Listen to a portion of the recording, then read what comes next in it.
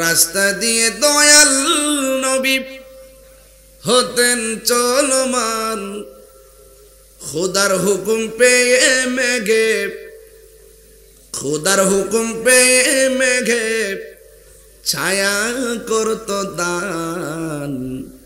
নবীজি ঈমান শুনো তার শান, নবীজি ঈমান শুনো তার শান। সুবহানাল্লাহ বলবেন না ভাইরা আমার? সেই নবী আল্লাহর হাবিব রাস্তা দিয়া যায়, মেঘমালা ছায়া দেয়। আল্লাহর হাবিবের আগমনে ব্যবসায় বরকত হয়, শুধুমাত্র সিঙ্গেল লাভ নয়, ডাবল লাভ হয়। সুবহানাল্লাহ, সুবহানাল্লাহ বলেন না? উতিতু বিমাফাতিহি খাযাইনিল আরদ। আল্লাহর হাবিব বলেন, আমার আল্লাহ আমার কাছে দুনিয়ার ধন ভান্ডারের চাবি দিয়েছে। ইন্নামা আনা কাসিম ওয়াল্লাহু ইউতি। আল্লাহ আমারে দেয়, আমি নবী নিজে বন্টন করি। সমস্ত ধন ভান্ডারের মালিক হলো আল্লাহ। সেখান থেকে আমার আল্লাহ নবীকে দিয়েছেন। তার মানে কি আল্লাহর ধন কমে গেছে?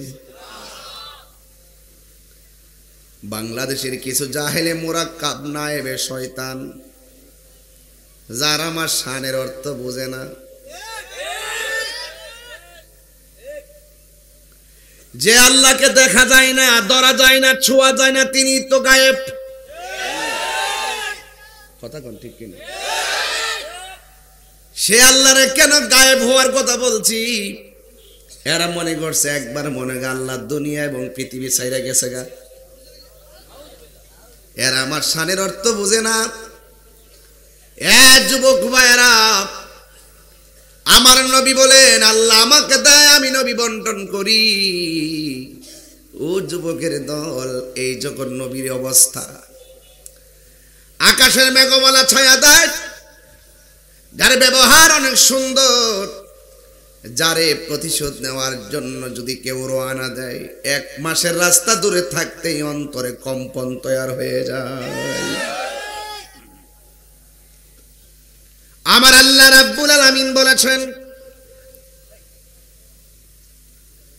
এ বন্ধু আমি আপনাকে সাক্ষ্যদানকারী হিসেবে দুনিয়াতে পাঠিয়েছি। ইন্না আরসালনাকা শাহিদাও ওয়া মুবাশশিরাও ওয়া নাযীরা। আল্লাহ বলে, হ্যাঁ বন্ধু আমি আপনাকে দুনিয়ার মধ্যে রিলিজ করেছি। রিলিজ দ্যাট মিন্স স্যান্ড, পাঠিয়েছি। আমি আপনাকে দুনিয়ার মধ্যে সাক্ষ্য দানকারী হিসেবে পাঠিয়েছি, জান্নাতের শুভ সংবাদকারী হিসেবে পাঠিয়েছি, জাহান্নামের ভীতি প্রদর্শন করার জন্য পাঠিয়েছি। যেই মাত্র দেখলেন আল্লাহর হাবিবের এত আদর্শ, আল্লাহর হাবিবের এত নীতি, যার চেহারা দেখলে বড় মায়া লাগে, যার মাঝেই লুকায়িত আছে আমাদের আদর্শ। তাই তো আমার আল্লাহ রাব্বুল আলামিন কোরআনে বলে দিয়েছেন, লাকাদ কানা লাকুম ফি রাসূলিল্লাহি উসওয়াতুন হাসানা। আল্লাহর হাবিবের মধ্যে আমাদের জন্য উত্তম আদর্শ রয়েছে।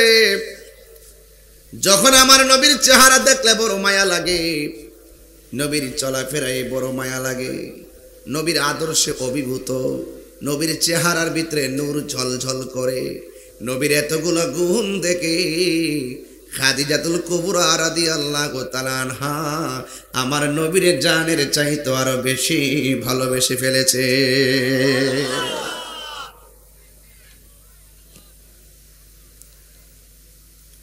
যুবক দমের ঘটনা তো লম্বা, আমি ইতিহাসের পাতা বিশ্লেষণ করে কথা বলছি না। আমি প্রেমের খাতা ওপেন করেছি, মা খাদিজাতুল কুবরা রাদিয়াল্লাহু তাআলা আনহা কত ভাগ্যবতী। আল্লাহর হাবিব একদিন ঘরের মধ্যে এক জায়গায় বসে রয়েছেন। ওই মুহূর্তে আল্লাহর পক্ষ থেকে জিবরাইল আলাইহিস সালাম আমার নবীর কাছে আসছেন। আয়েশা বলতেছেন, ইয়া রাসূলুল্লাহ, ইয়া হাবিবাল্লাহ, আল্লাহ আপনাকে সালাম দিয়েছেন। ইয়া রাসূলুল্লাহ, ইয়া হাবিবাল্লাহ, আমার আল্লাহ রাব্বুল আলামিন খাদিজাকেও সালাম দিয়েছেন। আপনি কি বুঝেন না সমাজের ভিতরে মা শব্দটা বড় সম্মানী? কথা কোন ঠিক কিনা? মায়ের গর্ভ থেকে জন্মগ্রহণ করলেই মা হয়, এছাড়া আর কাউকে বলে মা বলা যাবে না। এটাও না বুঝে না। আমি ওই দিন আগে একটা গজল গাইছিলাম মা ফাতেমার নামে। মা ফাতেমার নয়ন মনি হযরত আলীর জান, ইমাম হোসেন শহীদ হলো কারবালার ময়দান। মা ফাতেমাকে কেন মা বললাম? এজন্য কয় খাদিজা ও মা, ফাতেমা ও মা। এটা কেমন ধরনের কথা? এরা বুঝে না। যারা ফতোয়াবাজি করে এরা ফতোয়া নিয়ে পড়ে আছে। ওরা বুঝতে হবে তোমরা ফতোয়া দাও মাথা দিয়া, আমরা আহলে বাইতকে ভালোবাসি অন্তর দিয়া। তোদের মাথা আর আমাদের অন্তর, এটার মাপ আর এটার মাপ এক জিনিস না। নবীরে দাঁড়াইয়া সালাম দেই মাথা দিয়া না, প্রেম দিয়ে সালাম দেই। তো এটা দিয়ে, এটার বিশ্লেষণ এটা দিয়ে হবে না। আরে সাহাবায়ে কেরাম রাসূল যখন ওযু করতেন, রাসূলকে বলতেন, ইয়া রাসূলুল্লাহ, ওযুর সাথে কুলির সঙ্গে কাশ মুবারক দেন। সাহাবারা কাশ মুবারক নিয়ে চেহারায় মালিশ করতেন। কোন কিতাবে আছে এই কথা? নবীর কাশ মুবারক নিতে হবে, কোন কিতাবে নাই। এটা মহব্বতে আছে। নারায়ে তাকবীর, নারায়ে রিসালাত, নারায়ে পাতানজাতা, নারায়ে কাউসিয়া, আলা ওয়াজহ বাগদাদি মুর্শিদ কিবলা।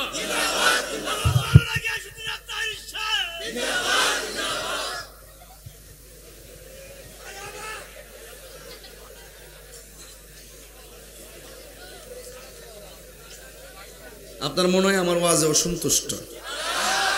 দেখলেন যে ভালো কথা বললো হাসেন, এটা গুরুত্বপূর্ণ, আল্লাহর কাছে দোয়া চাইতেছি, এটাও হাসতেছেন। ইয়ার কি না? আল্লাহ আপনাদেরকে হেদায়েত করুক। আনন্দ ভালো, যে আনন্দ বেদনা ডেকে আনে সে আনন্দ প্রয়োজন নাই। এই আনন্দগুলো ওই যে মাঝে মাঝে যে কিছু উল্টাপাল্টা অবস্থা, স্থান, কাল, পাত্র, ভেদ বুঝেন না, হাসি দেন, এতে আসামি হয়ে যাবেন। এতে কি হয়ে যাবেন? আপনার ক্ষতি হবে।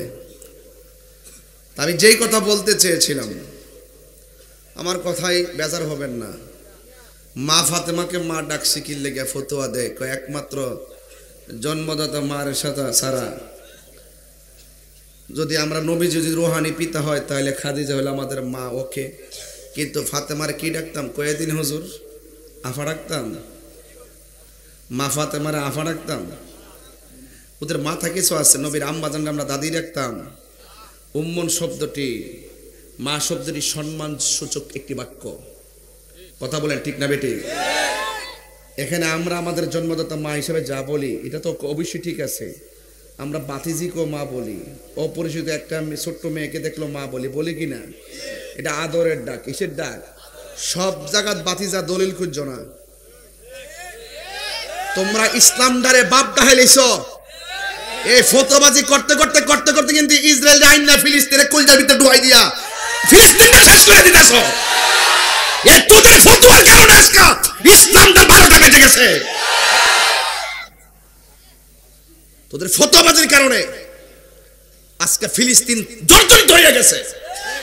বড় বড় ডায়লগ দাও আর ফতোয়াবাজি করো, সবই কিন্তু আমরা বুঝি। মা ফাতেমাকে মা ডাকা যাবে কি যাবে না? গুনাহ হবে ডাকলে?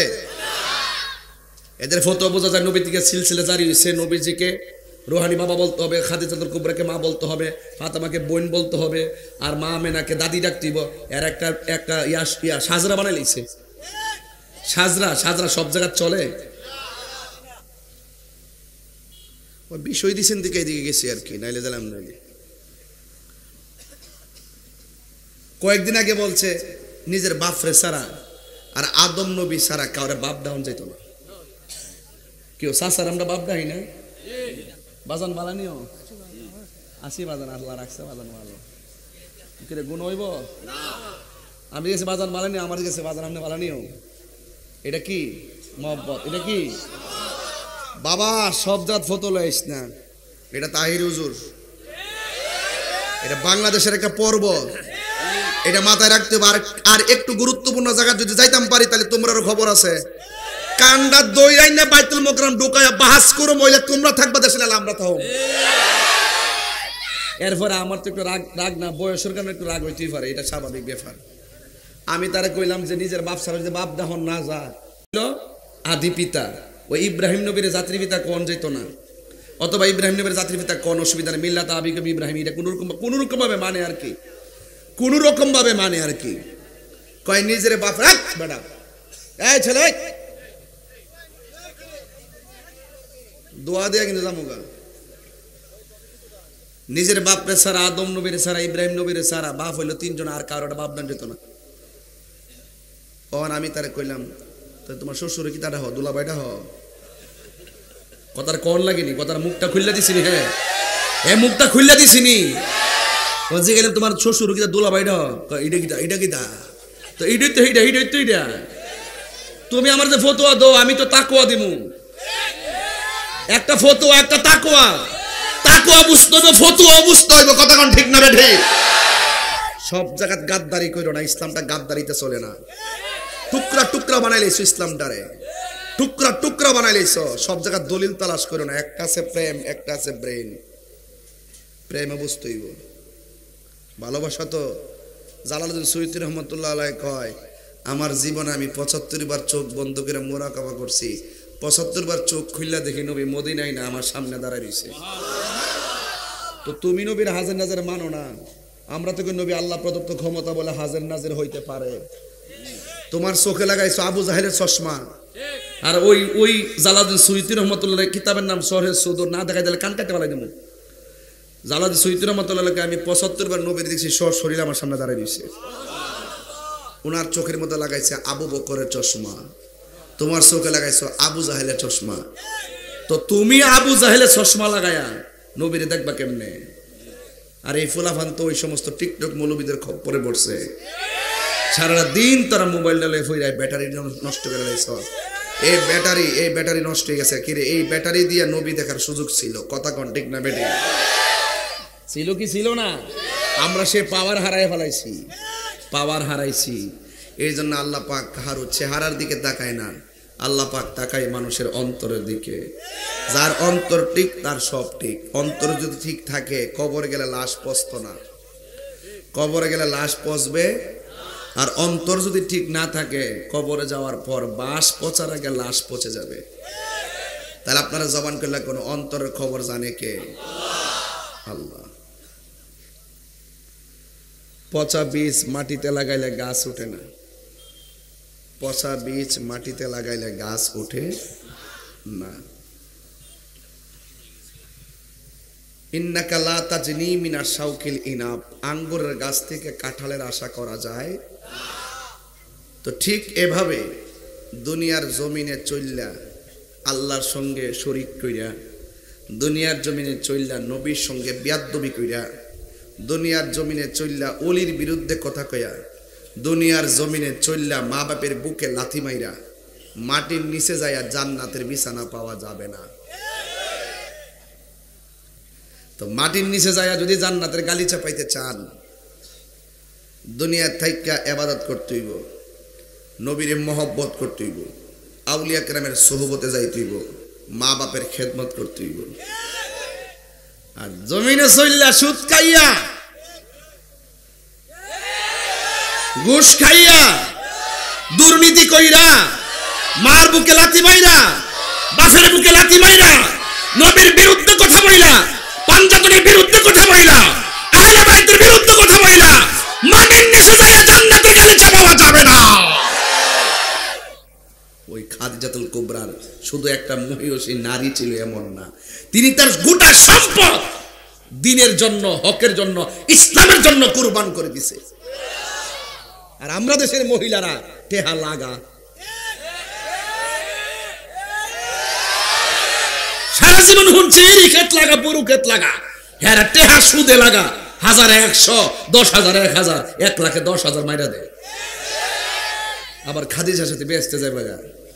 খাদিজার ওয়াজ শুনলে চলতো না, শুধু মা খাদিজা রাদিয়াল্লাহু তাআলা সমস্যা আছে নি আবার গরমে আবার জায়গা ওয়াজ সব আর সব জানি। এই আজকে শুধু ওয়াজ শুনবেন না, বাড়ির যায় কইবেন হুনো আই রুজুর কেমনে জানে তোমার খবর পাই লাইছে, যাও খাইছো খাইছো আর কলো খাইও না, খবরদার হারাম খাইলে আরাম নাই, কবর গেলে উপায় নাই। কথা কোন ঠিক না বেটি? তাইলে এই জন্য মা খাদিজাতুল কুবরা রাদিয়াল্লাহু তাআলা হকের জন্য পুরা সম্পদ বিলাই দিয়ে দিছে। আর আমার নবীর একদম কঠিন এক মুভমেন্ট ছিল ওই সময়, যখন ডানে কাফের, বামে কাফের, সামনে কাফের, পিছনে কাফের, খাদিজাতুল কুবরা রাদিয়াল্লাহু তাআলা দনাঢ্য নারী হিসাবে আমার নবীকে আর্থিক, আমার নবীর মানসিক প্রশান্তির নাম হলো মা খাদিজাতুল কুবরা রাদিয়াল্লাহু তাআলা আনহা। আজকে আমাদের সমাজের নারীরা স্বামীর জন্য মানসিক প্রশান্তি হতে পারে না, ওরা সব ডিপ্রেশনে, স্বামীকে ডিপ্রেশন দিতে দিতে মাথা নষ্ট হয়ে গেল। ফোনটা ওয়েটিং কি লেগে, এত দেরি হইল কি লেগে, মরার মাছ আনছে বানা মুখেম নেই। আরে পুরুষ কখনো পরিশ্রম করে ক্লান্ত হয় না, পুরুষ একমাত্র ক্লান্ত হয় পারিবারিক চাপ আর মানসিক অশান্তির কারণে। আমরা বেড়ায় কাম করি না উস্তাদ, কথা কোন ঠিক না বেটি? আরে 22 বছর ধরে ওয়াজ করি, গত রমজানের ঈদ থেকে শুরু করছে, এই ঈদ পর্যন্ত 11 মাস 28 দিন মাহফিল করছি, প্রতিদিন এক সুবহানাল্লাহ হইনা লইনা শেষ করলি না, এটা তো সুবহানাল্লাহ দিব কইতে পারে, হইতে আলহামদুলিল্লাহ একটা একটা কি যাক শুকরিয়া বা শুকরিয়া মুকরি সুবহানাল্লাহ বলেছেন। এরপর বাজার আপনার কি খারাপ লাগতেছে আমার ওয়াজটা? আজকে কিন্তু আমি ওয়াশ করতেছি না, আজকে আমি ওয়াশ করতেছি। ওয়াশ এক জিনিস, ওয়াজ আরেক জিনিস, কারণ দর্শি আজকে গোড়ার মধ্যে, কথা কর ঠিক কিনা? তবে যাই কর না কোন কেউ রাগ করেন না, কিন্তু ঈদগাহটা দেখতে বড় পছন্দ হয়েছে। এইটা যদি সুন্দর করে বাউন্ডারি টাউন্ডারি কইরা ফাক্কা ফুক্কা কইরা যদি লয়ন যা একটা জায়গা হয় ইনশাল্লাহ, একদম রোদ মানে বাতাস সাতাস লাগবো, খোলামেলা জায়গা, ঠিক না? আচ্ছা, দান করলে লস নাই, দান করলে লস নাই। কই জানি গেছিলাম বাবা? মাহফিল, যে সোফ লাগাইস না আবার, প্রতি মাসে 90টা মাহফিল করছি, নিম্নে কোনো মাসে হয়তো 80টা। মারহাবা কোন আবার কিন্তু শুরু হয়ে গেছে গা, এখন মাহফিল কিন্তু চলতেছে, আবার ঈদের দিন থেকে শুরু হয়েছে, বাড়িতে ফোরা জগরি চলতেছে। ঈদের দিনও মাহফিল রাম, এটা কোনটা? আমি কই এটা কোনটা? এটা আমার কপালও আছে, কপালে এটা আমার নসিব আছে, নসিব, ঠিক আছে, নসিব আছে। মারহাবা কোন মনে শুনেন, স্বামী পরিশ্রম করে বাড়ি যাওয়ার পরে স্ত্রী যদি দরজা খুললে আসসালামু আলাইকুম, স্বামীর পরিশ্রম কি আর আছে? আরো যারা আছে। আবার কিছু কিছু বউ দেখবেন কোন রকম কষ্ট মষ্ট করে না কফালটা কসকায় মস্কায় গা জামাই দিলে মরা আইসে, ও দরজাটা খুলছে, খুললে এমনি আবার চোখ মুখ উসলাইছে, আবার স্বামী যদি ক আসসালামু আলাইকুম,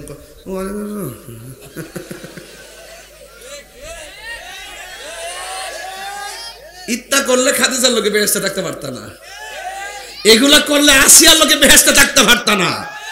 আর আইয়ুব আলাইহিস সালাম বলছিল, হে আসিয়া, আমার শরীর তো শেষ, পচ্চা টচ্চা সব শেষ, তুমি যাও গা।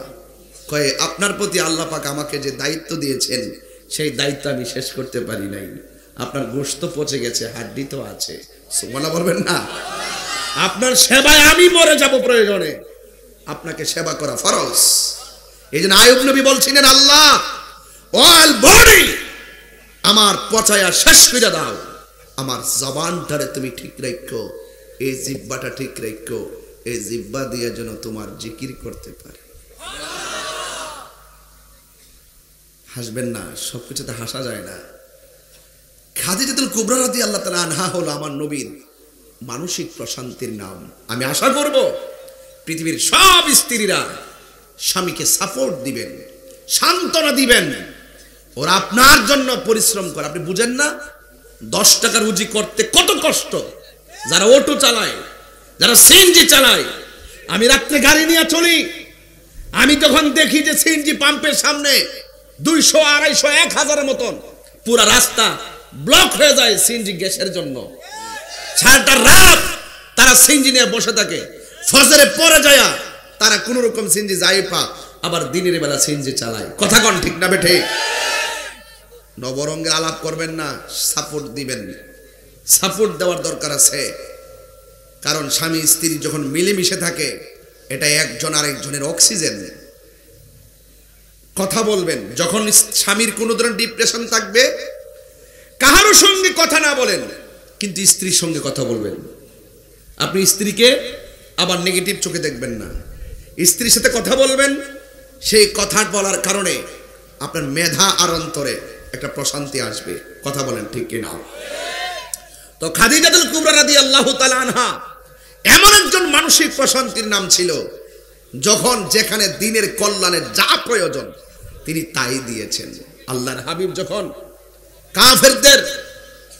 কাফেরদের এক কঠিন এক মুভমেন্ট রাসূলকে শেষ করে দিবে, নাউজুবিল্লাহ বলেন না, নবীজিকে রক্ষা করার মালিক কে? আরো যে রক্ষা করার মালিক কে? আল্লাহ। আল্লাহর হাবিব সাল্লাল্লাহু তাআলা আলাইহি ওয়াসাল্লাম ওই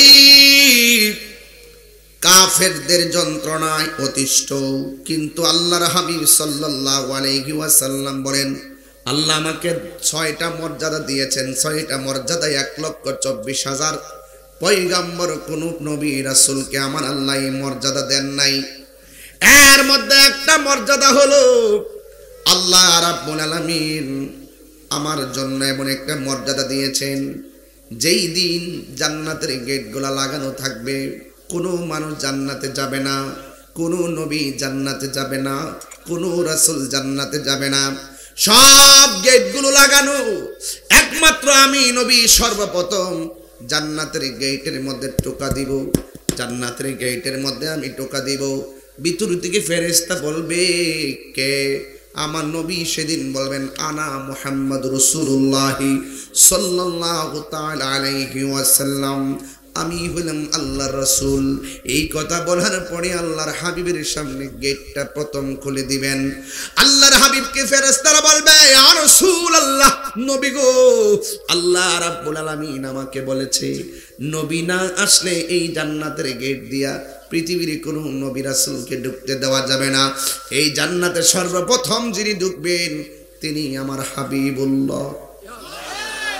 এই জন্য আমার নবী বলেন, সর্বপ্রথম আমি নবী জান্নাতে ঢুকবো, অন্য কেউ ঢুকতে পারবে না, এটা আমার মর্যাদা।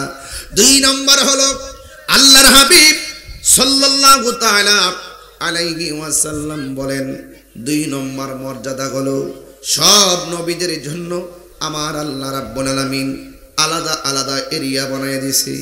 এই এরিয়ার মধ্যে নামাজ পড়বে, এই এরিয়াটা তোমার জন্য। আর আমি নবী হলাম এমন নবী, আল্লাহ রাব্বুল আলামিন, আমি নবী রাহমাতুল লিল আলামিন, আমার জন্য কোনো এরিয়া নাই। সব নবীদের জন্য এরিয়া ছিল, এই ইবাদতের এরিয়া, কিন্তু আমি নবীর জন্য কোনো এরিয়া নাই। আমার নবী মক্কায়, কোরআন নিয়ে যায় মক্কায়। আমার নবী হেরা গুহায়, কোরআন নিয়ে যায় হেরা গুহায়। আমার নবী মদিনায়, কোরআন নিয়ে যায় মদিনায়। আল্লাহর হাবিব বলেন, আমি একমাত্র নবী যার জন্য কোনো এরিয়া নাই। আমার আল্লাহ রাব্বুল আলামিন আমাকে সবার চাইতে, সব নবী আর উম্মতের চাইতে যেই মর্যাদা দিয়েছেন, সেই মর্যাদাটা হলো আল্লাহ রাব্বুল আলামিন আমার জন্য, আমার উম্মতের জন্য গোটা পৃথিবীর জমিনটাকে আমার আল্লাহ মসজিদ বানায়া দিয়েছে। এই জন্য মসজিদে নামাজ পড়লে হয়, বিলের পারে যায় নামাজ পড়লে নামাজ হয়ে যায়।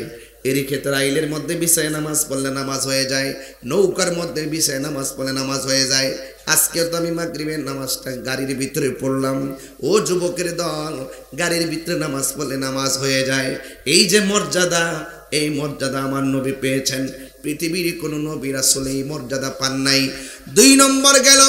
3 নম্বর মর্যাদা হলো আমার নবী, আপনার নবী বলেন, আমি নবী গেলাম এমন নবী, ওয়ানুসিরিতু বিররুবে, আল্লাহ আমার মাঝে একটা ভয় দিয়েছেন, কেউ আমাকে একা পায়া মারতে পারে না, জিহাদের ময়দানে মারতে পারে না, নামাজের মধ্যে মারতে পারে না।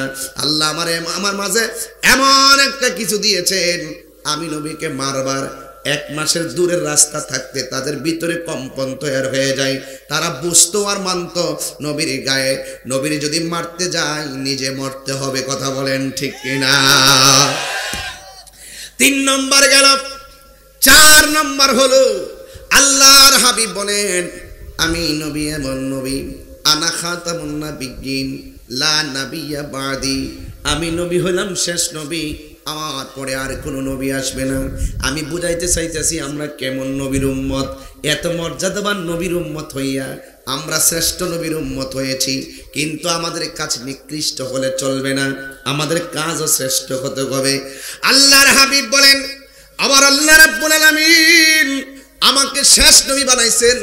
আদম নবী বলতে পারবেন আমি শেষ নবী, ইব্রাহিম নবী বলতে পারবেন আমি শেষ নবী, জাকারিয়া নবী বলতে পারবেন আমি শেষ নবী, ইউনুস নবী বলতে পারবেন আমি শেষ নবী, দাউদ নবী বলতে পারবেন না শেষ নবী। আমার নবী বলে আনা খাতামুন নাবিয়্যিন লা নাবিয়্যা বাদি, আমি নবী হলাম শেষ নবী, আমার পরে আর কোনো নবী আসবে না। মা কানা মুহাম্মাদুন আবা আহাদিম মির রিজালিকুম ওয়ালাকির রাসূলুল্লাহ ওয়া খাতামুন নাবিয়্যিন। এই যুবকের দল, আমার আল্লাহ বলে আমার বন্ধু নবীরে শেষ নবী বানায়া পাঠাইলাম, আমার নবীও কয় আমি নবী শেষ নবী। এই জন্য বাংলার জমিনে একদল মানুষ আছে দাড়িওয়ালা, একদল মানুষ আছে টুপিওয়ালা, একদল মানুষ আছে মসজিদওয়ালা, মসজিদের ভিতরে দাঁড়াইয়া দাঁড়ায় নামাজ পড়ে, কিন্তু আমার নবীর খতমে নবুয়ত মানে না, আমার নবীকে শেষ নবী মানে না। শেষ নবী মানা না মানার কারণে এরা নামে মুসলমান, হাকিকতে কাফের। কথা বলেন ঠিক কিনা? আমার নবীর পরে আর কোন নবী আসবে, যারা আমার নবীর শেষ নবী মানে না এরা কখনো মুসলমান হতে পারে না। ঠিক কিনা বলেন? এই জন্য আমি বারবার বলছি, নবীর পরে নবী নাই, সংসদে আইন চাই। মাননীয় প্রধানমন্ত্রীকে আমি বলেছি, সব জায়গায় গেলে আমি বারবার বলি, এই জন্য বলি পার্লামেন্ট মেম্বার হওয়ার দরকার আছে, কারণ এই কথাগুলো পার্লামেন্টে বলার দরকার, এই কথাগুলো বলার কোনো মানুষ নাই।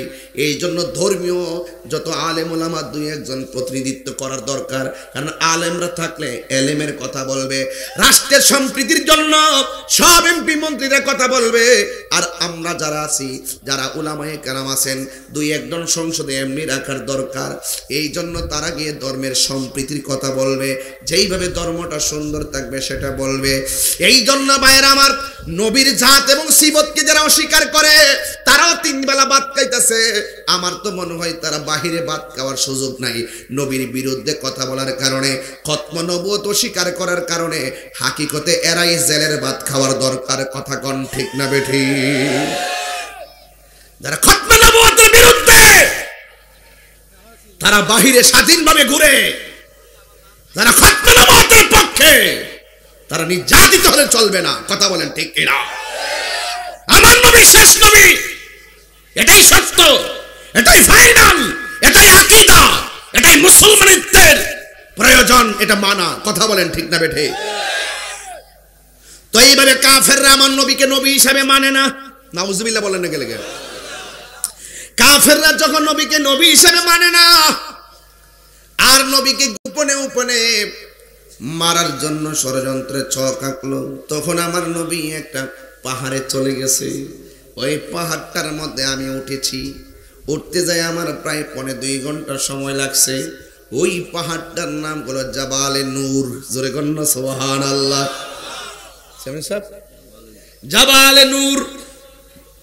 ওই পাহাড়ের মধ্যে উঠতে যাইয়া এমন কয়েক বোতল পানি ব্যাগের মধ্যে নিয়ে পান করতে করতে উঠলাম।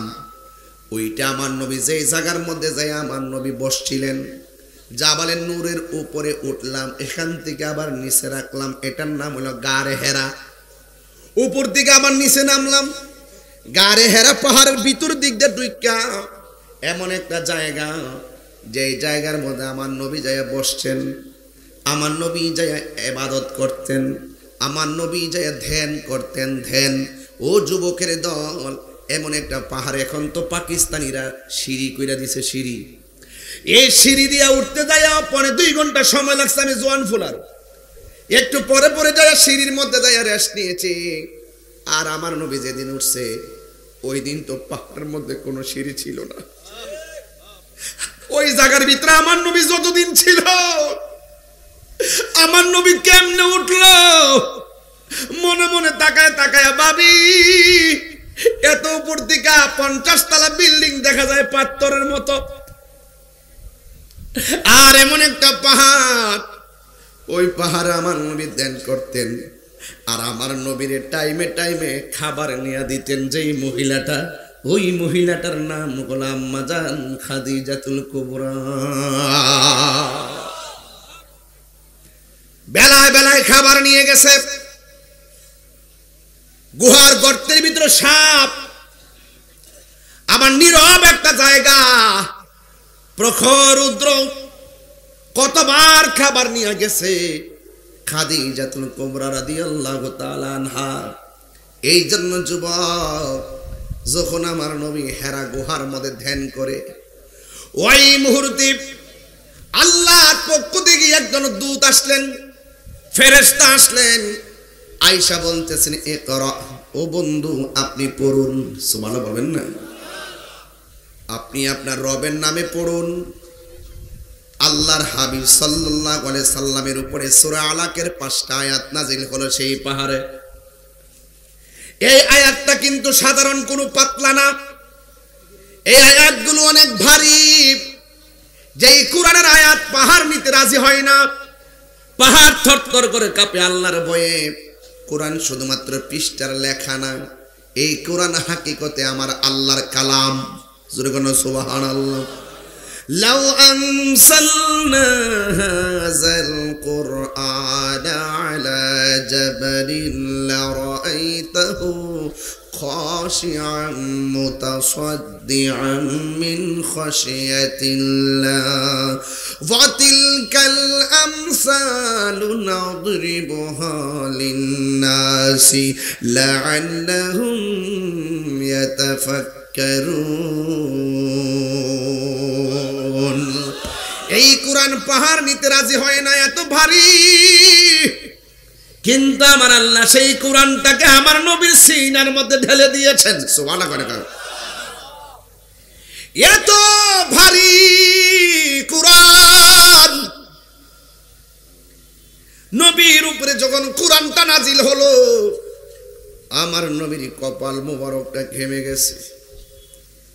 নবী যখন পসিনা মোবারক জড়তেন, নবীর পসিনা মোবারক গুলো দেখতে পুরো মণি মুক্তার মতন চিক চিক চিক চিক করত। নবীর পসিনা মোবারক শিশির মধ্যে ঢুকাইয়া দিলে আতরের গ্রান করত। আমার নবীর এই পসিনা মোবারক রে বাজান, পৃথিবীর মানুষ, নবীর উপরে যখন কোরআন নাজিল হলো, আমার নবী দুঃখের কথা, কষ্টের কথা, ভয়ের কথা আর রহস্যের কথা অন্য কোন নারীকে বলতেন না। আমার নবী যার কাছে প্রথম বলতেন তিনি হলো হযরতে খাদিজাতুল কুবরা। খাদিজাতুল কুবরা রাদিয়াল্লাহু তাআলা আনহাকে আল্লাহর হাবিবকে জিজ্ঞাসা করি, ইয়া খাদিজা জাম্মিলুনি, ও খাদিজা তুমি আমাকে কম্বল দিয়া জড়াইয়া ধরো। সুবহানাল্লাহ বলবেন না? মানসিক প্রশান্তির নাম। ও খাদিজা আমাকে কম্বল দিয়া জড়াইয়া ধরো, আমার একটু ঘুম ঘুম ভাব লাগতেছে, আমার একটু জ্বর জ্বর ভাব লাগতেছে, একটু ভয় ভয় লাগতেছে। আজকে কি হয়েছে জানোনি? আমার উপরে আসমানি কিতাব নাজিল হয়েছে। সুবহানাল্লাহ বলবেন না?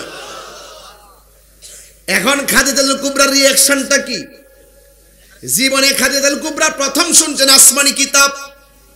যেই মুহূর্তে কাফেররা বলতেছে এটা মানুষের বানানো, ওই মুহূর্তে খাদিজাতুল কুবরা রাদিয়াল্লাহু তাআলা আনহা বিনা দলিলে বিশ্বাস করে নিয়েছে।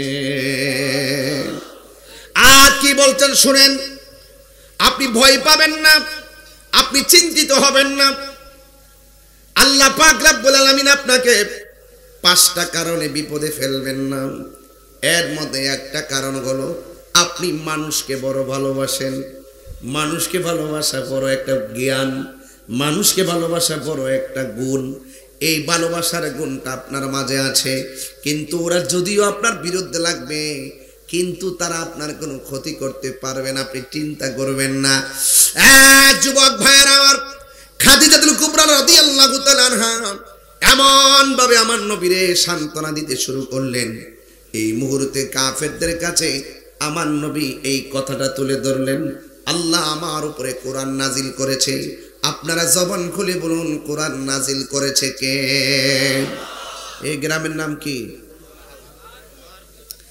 পাহাড়পুর বেলবাড়ির যত ঘরের কোরআন শরীফ আছে সবগুলা গাট্টি বাইন্দা যদি গুমতি নদীতে ভাসাইয়া দেন, কোরআন শরীফের একটা জেরেরও অসুবিধা হবে না, একটা পেশেরও অসুবিধা হবে না।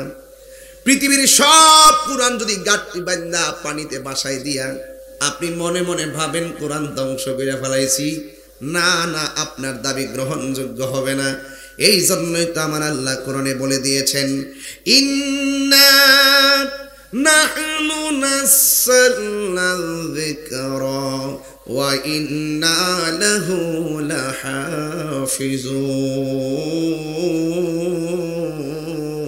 লাহাফিজুন। আল্লাহ রাব্বুল আলামিন বলেন, নিশ্চয় আমি কোরআনকে নাজিল করেছি, কোরআনকে হেফাজতের দায়িত্ব আমি আল্লাহ কাউকে দেই নাই। জবান খুলে বলুন, কোরআন হেফাজতের মালিক কে? এই কোরআন নাজিল কইরা শুরুতে আমার আল্লাহ বলে দিয়েছেন, যালিকাল কিতাবু লা রাইবা ফীহি হুদাল লিল মুত্তাকিন। এই কোরআনটা হলো ওই কোরআন, ওই কিতাবটা হলো ওই কিতাব।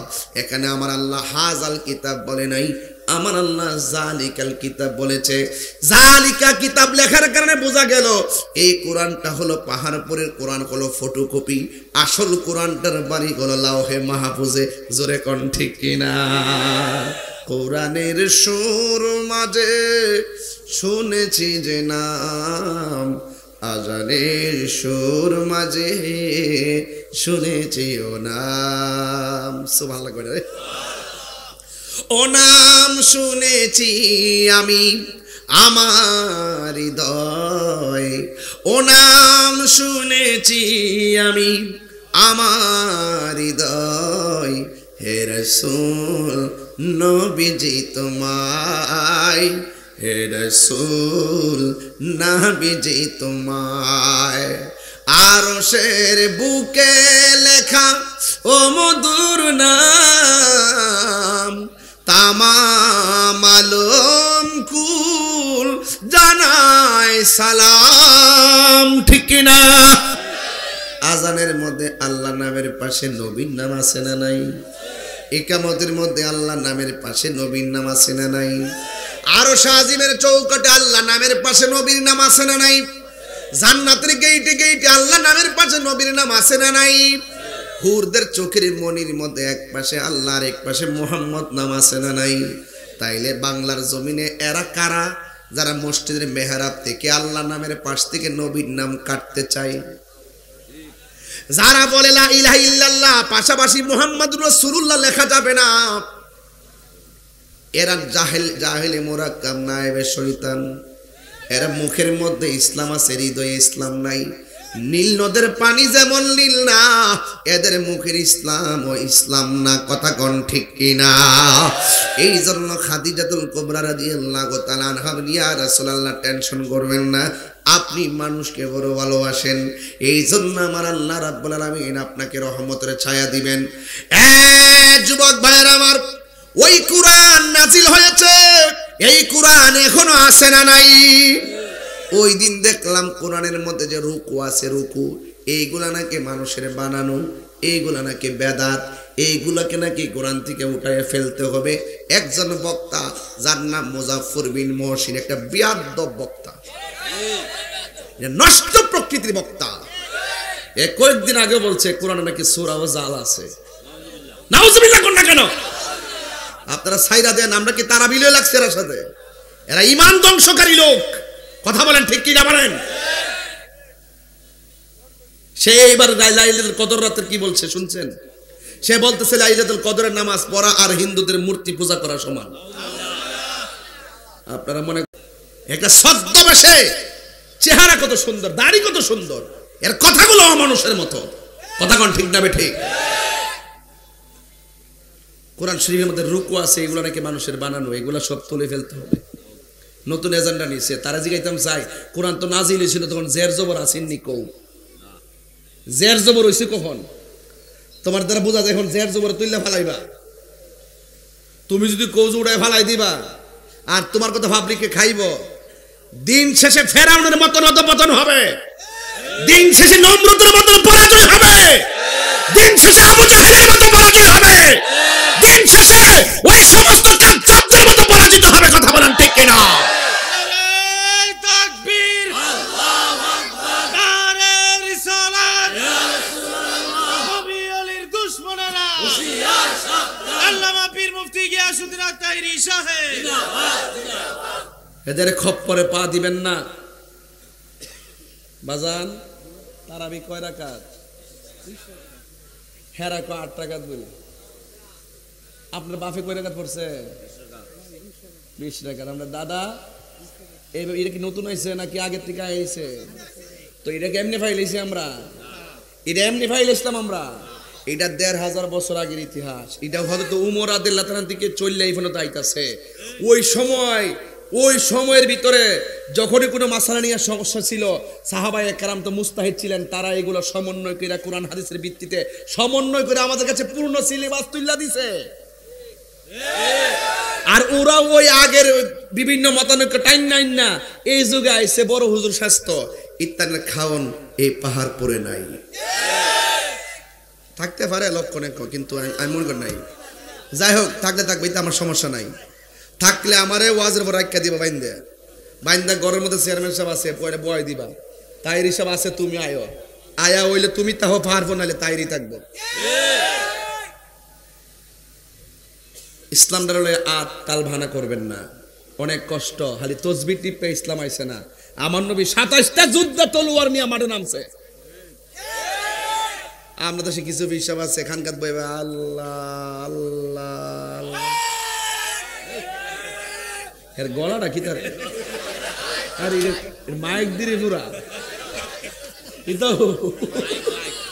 কুন্ডারে কুন্ডাইটা উমা শৈল সিয়ন চাওন গলা দিয়ে পুরো মাইকের মতো। আল্লাহ আরো বরকত দোক, আমিন কন। যা পাগলা দোয়া দিয়ে দিছি তোরে, আদা দিয়া দিছি তো ওই দিন গলা না। আল্লাহ তুই তো ফতুমে লাগা দিছ ফেস। আমি কইতাছি গুনাহ আছে না নাই? টে ফোলার করে ফোলা কইতে রসুলপুর। ও বলে সর্তিকা রসুলপুর নাম ওই রসুলপুর। এটা তা গরু দিব করে দিছেন দরবার। বাজান ঈদগাহের দিকে কেমন লাগতেছে? মা খাদিজাতুল কুবরা রাদিয়াল্লাহু তাআলা আনহা যদি সব বিলায়া দেয় আল্লাহর জন্য, নবীর জন্য, তা আমরা কি আমাদের সম্পদ ধরে রাখলে চলবো? তো আমরা যদি দান করি তৈলে না খাদিজার মতন আমল হইতো। কথা কোন ঠিক না বেডি? আচ্ছা এই ঈদগাহের মধ্যে কিতা লাগবো? হনো অনেক কিছু বলতে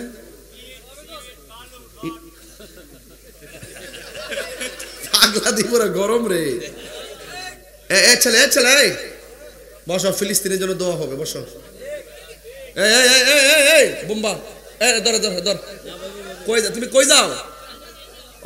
ও আচ্ছা আইবা, যাও। আচ্ছা যাও, আইবা স্যার দেখান আসল কামটা করে নি। এবারে ওয়াজ হইব, আওয়াজ হইব। ফায়দা একটা কাম করে লাগি দেখুন না গুলে বই রিজনা কাম লিয়া বারবার দেখতেছি আমি ঘটনাটা কিতা। ও একজন গেছে আরেকজন আইছে, কিতাও মিল আছো? বাজান সত্যি করে কোন তো আমি যাতে কোন কথা বলছি কাউরে কষ্ট দিছি? কিছু রাগ করে কথা বলছি কি লেগিয়া? দুঃখে বলছি। যারা ওই গর্ব আল্লাহ যদি তারা নিয়ে দেন বাজান বুড়ি ভাই বাজারটার নাম নাকি তা আজা ওই ফকির বাজার এটা। আর এই ফুলা ফান্ডি যে ফাইলটটি করি ফাইলটটি এরা আমার কাছে আগ গয়ান তো এরা শেষ সীমানা ওইটা তোরা এরিয়া আছেন এটা অক্রুই 3-4-5 বাজার হেই পাশে গেছে কিন্তু আইতা আমার হ্যাঁ শঙ্কচাল আজকে কয়েকটা ফুরা মল্লা হইলে যে টান দিছিলা তোমরা তাহলে আমি বাঁচাইছি আমি এদিক কালি গাড়িটা সেভ করছিলাম তোমরা আমার গাড়ির তলে বললো হইলে যেভাবে টান মারছো ড্রাইভারে বুদ্ধি আছে দিকে বাঁচাই দিয়েছে তোমরা ইতে করো না রাস্তাতে গেলে তা আল্লাহ যাতে তোমরা অ্যাক্সিডেন্ট থেকে বাঁচাই আমিন কর কই জানি গেছিলাম যে ফিলিস্তিন যদি হিসাবে কোন বাজান শঙ্কুশাল বাজারও ফিলিস্তিনের পক্ষে ইসরায়েলের বিরুদ্ধে একটা মিছিল হইব দুপুর 12টার সময় তখন হিসাবের অ্যাকশনটা দেখেন কই ফিলিস্তিন আর কই বাংলাদেশ তোমরা যাও আমি আসি আর ইলারে যদি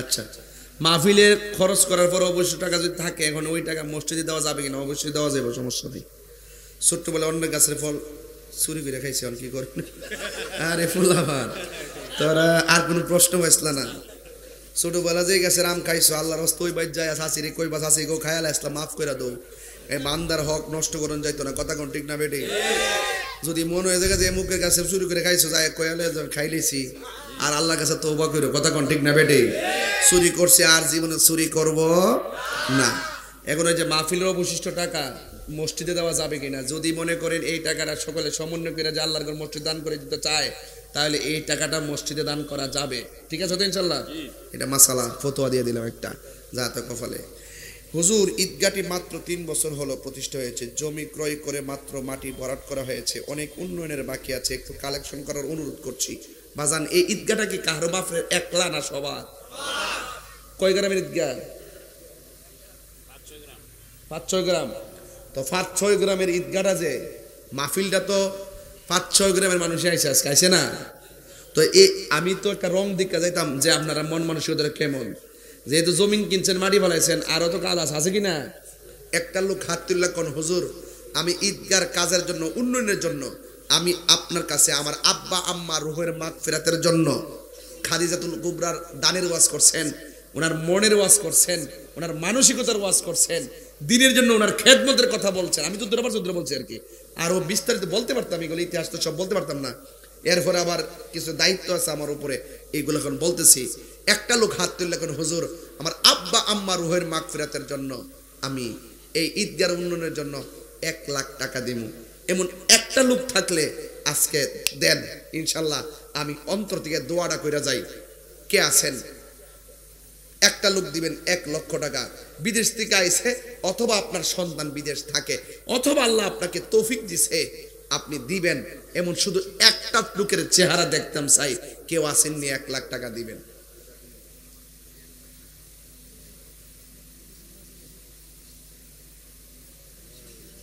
কে দিবেন 1 লাখ টাকা কইও যাইবেন গা আমরাও যামুগা একটা লোক দেন 1 লাখ টাকা এই এত হাজার হাজার লোক নিয়ে দোয়া পাওয়াটাও ভাগ্যের ব্যাপার কে দিবেন 1 লাখ টাকা একজন লোক হাত তোলেন সংক্ষিপ্ত মাত্র 5 মিনিট আমি ওদের মাঝখান দিয়ে কইলাম কি লেগে পরবর্তীতে আপনাদের ধৈর্য নাও থাকতে পারে একটা লোক দেন 1 লাখ টাকা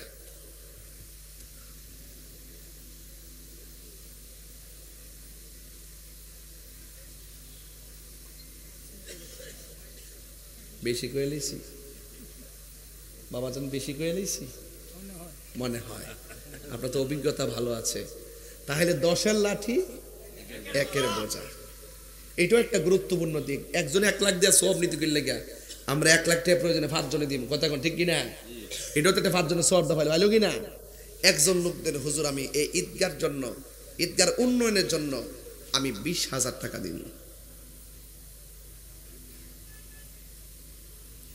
20,000 যে গ্রামের হন কয়টা গ্রাম মিললে ঈদগাহটা 5টা দেন যে গ্রামের টিয়াটা আগে খামু একটু দোয়া দেই ইনশাল্লাহ কে দিবেন 20,000 টাকা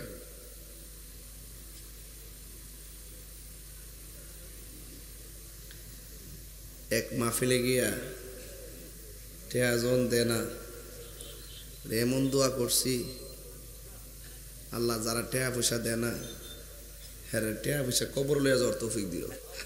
ও আমিন বলে ওই যে হ্যাঁ আমিন বলে তুই দোয়া বুঝস না বন্ধু বুঝস না, ভালোই তো শিখছিস রে বাবা।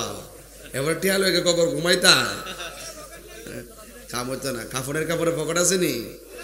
নাই রে বাবা পকেট নাই। একটা লোক দেন 20,000 টাকা যান, নাইলে আমি সরম পাবো বাজান। 20,000 টাকা হইলে আমি 1,500 মাশাল্লাহ দেখছেন নি বরাবর বইছে তাইরে হুজুরের একবারে করলো সাওয়া সাওয়া সেনা বসে না। মোহাম্মদ আশরাফুল আলম সাহেব দিলেন 20,000 টাকা। আল্লাহ আপনি কবুল করেন, আল্লাহ ওনাকে কোটিপতি বানায় দেন, মদিনার মেহমান বানায় দেন। আল্লাহ সাহেবের আব্বা আম্মার জীবনের গুনাহ মাফ করেন। মাতৃকুল পিতৃকুল যারা কবরে চলে গিয়েছেন কবরটাকে জান্নাতের বাগান বানায় দেন, আমিন কোন। বাদান আশরাফ ভাই থেকে পাইছি, এমন আরেকটা ভাই আছেন দিবেন 20,000 টাকা। হাত তুললেন সাহস করে, কে দিবেন 20,000 টাকা ঈদগার জন্য? আহারে আজীবন থাকবে এই ঈদগাহ, কে দিবেন 20,000? আর একটা লোক দিবেন 20,000, একটা লোক। আর একজন, দুইজন না, একজন।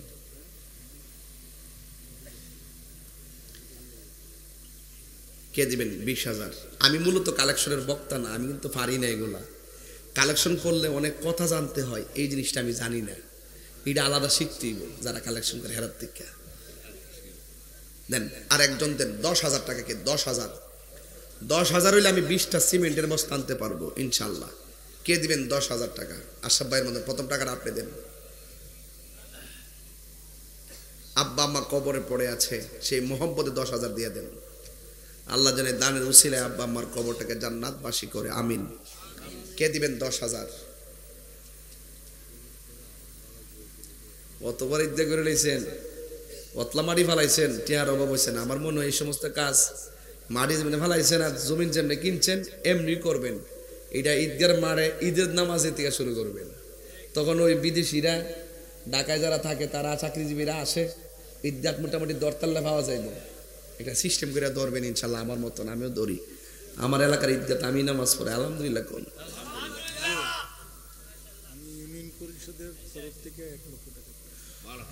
মাশাআল্লাহ, আল্লাহ তুমি যে আমার ঈদ তোরা রাখছো,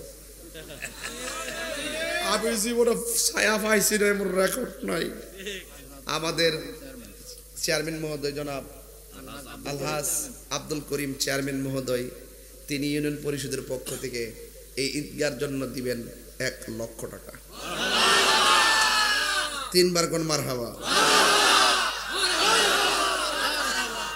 আমিন কোন। আল্লাহ আপনি কবুল করেন। নামটা পুরো নামটা কি? হাজি আলহাজ আব্দুল করিম চেয়ারম্যান মহোদয় দিয়েছেন 1 লক্ষ টাকা। কবুল করে মঞ্জুর করে মা বাবার গুনাহ মাফ করে দেন, বারবার সমাজের কল্যাণে কবুল করেন, রাস্তাঘাটের বিপদ থেকে বাঁচিয়ে রেখেন। আশরাফ ভাই দিলে 20,000 টাকা, কবুল করো মঞ্জুর করো। মায়ের কুল বাবার কুল যারা কবরে চলে গেছে আল্লাহ কবরটাকে আপনি জান্নাতের বাগান বানাই দেন। আল্লাহ এই দানের উসিলায় এমন টাকার মালিক বানায় দেন যেন বছরে বছরে মদিনায় যাইয়া নবীরে সালাম দিতে পারে, বলুন আমিন। আর একজন ভাই বলেন মা বাবা রুহের মাগফিরাতের জন্য দিবেন 10,000 টাকা। কে দিবেন? হাত তোলেন। 10,000 টাকা চেয়েছি, কত 10 লক্ষ টাকা খরচ হয়ে যায়, কিন্তু আল্লাহর পক্ষে আল্লাহ রাস্তায় দান করলে ওই দানশীল ব্যক্তিরা আরশে আজিমের ছায়ার তলে থাকবে। আর একজন দেন 10,000 টাকা। 1 লাখ চাইছি, 1 লাখ পাইছি। 20,000 চাইছি, 20,000 পাইছি। 10,000 ছায়া যদি না পাই সনব পাইয়া বাড়ির যাবো, এই জন্য একজন লোক দিয়া দেন 10,000 টাকা।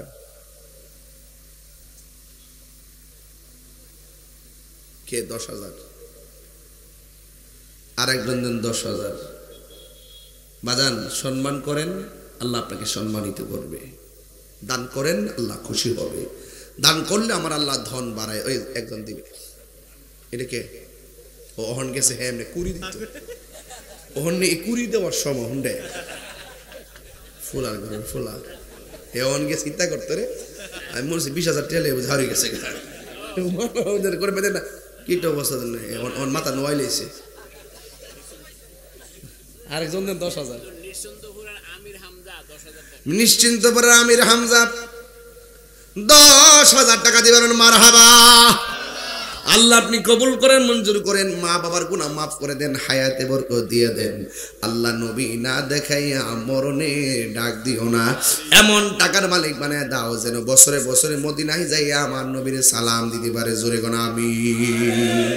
মনে বড় আশা ছিল যাব মদিনা, সালাম আমি করব গিয়ে, সালাম ইয়ে নবীজির যাই। মনে বড় আশা ছিল যাব মদিনায়। মারহাবা কর। আর একজন আসেননি, দিবেন 10,000 টাকা। আর একজন 10,000। আর একটা লোক এই পাশ থেকে দেন, মানুষ বেশি দেন, একজন লোক দেন 10। ঈদগার জন্য নাই, অসুবিধা নাই। 10 টাশি 10 পাইছি, 20 চেয়েছি 20 পেয়েছি, 1 লক্ষ চেয়েছি 1 লক্ষ পেয়েছি। 50,000 টাকা চাইনি, সুতরাং পাইনি। এখন চাইব 5,000 টাকা, যে 5,000 টাকা দিয়ে আমি 10টা সিমেন্টের বস্তা আনতে পারবো, হুল সিম। কথা বলেন ঠিক না বেঠি? আল্লাহ জনাব আজকের মাহফিলের সভাপতি জনাব আবুল কাসেম সাহেব, তিনি দিয়েছেন 5,000 টাকা নগদ। নগদ দিয়েছেন 5,000 টাকা। কবুল করো, মঞ্জুর করো, মা বাবার গুনাহ মাফ করে দাও। নবী না দেখাইয়া মরণে ডাক দিও না। শরীরটারে সুস্থ রাখো। মাতৃকুল পিতৃকুল যারা কবরে চলে গেছে, আল্লাহ কবরটারে আপনি জান্নাতের বাগান বানিয়ে দেন। জোরে কোন আমিন। আরেকজন নগদ বীর মুক্তিযোদ্ধা জনাব তারমি, বীর মুক্তিযোদ্ধা দেশের সম্পদ। মাশাআল্লাহ, আল্লাহ হায়াত দারাজ করুক, আমিন কোন। স্যালুট স্যালুট বীর মুক্তিযোদ্ধাদের, যাদের বদান্যতায় আমরা দেশ পেয়েছি। কথা বলেন ঠিক কিনা? আল্লাহ বীর মুক্তিযোদ্ধা তারমি সাহেব দিলেন 5,000 টাকা। কবুল করো, মঞ্জুর করো, মা বাবার গুনাহ মাফ করে দাও, হায়াতে বরকত দিয়ে দাও। আল্লাহ নবী না দেখাইয়া মরণের ডাক দিও না। আল্লাহ দেশের জন্য যারা জীবন দিয়েছেন সকলকে আপনি জান্নাতুল ফেরদাউসে রাখেন। বলুন আমিন।